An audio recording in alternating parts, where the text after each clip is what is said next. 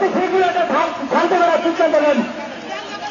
জেলা বিএনপির সম্মানিত আহ্বায়ক, আপনাকে সম্পন্ন হলে আপনাকে গ্রহণ করতে হবে। গোলাম জাকারিয়া সাহেব, আপনি অতি শীঘ্রই সকলে ঠান্ডা করেন, আপনি খাবেন। ভাইরা গন্ডগোল করে কিন্তু কোনো কিছু আসবে না। প্রত্যেকে কিন্তু পরিষ্কার হবে। সেন্ট্রাল মিডিয়া এখানে রয়ে গেছে, প্রত্যেকে কিন্তু পরিষ্কার হবে।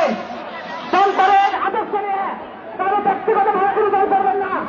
আমি প্রত্যেক নেতা কর্মীদের অনেক করে বলছি, জহাদ করে বলছি, আপনারা স্টেজে বসেন। জহাদ করে বলছি, আপনারা বসেন।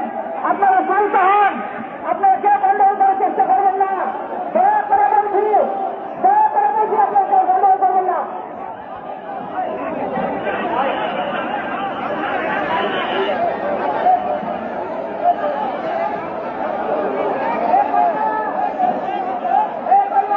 সম্মানিত সুধীমণ্ডলী, আজকে অত্যন্ত ভারাক্রান্ত করে জানাচ্ছি, আজকের এই জনসভা যাতে সফল না হয় সেটার ষড়যন্ত্র বেশ কিছুদিন থেকে আমরা শুনতে পাচ্ছিলাম।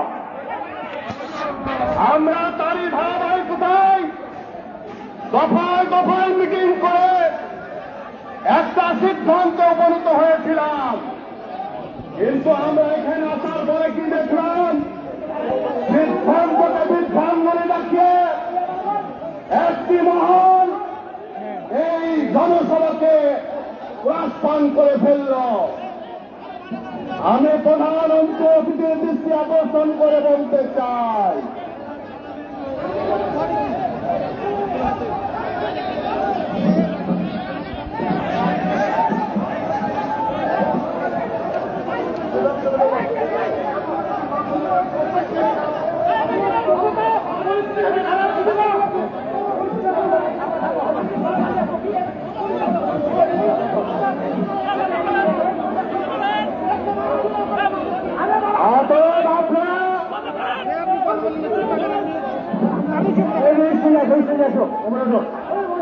বাবন বাবন মিস্ত্রি এসো, বাবন হে বাবন বাবন বাবন বাবন বাবন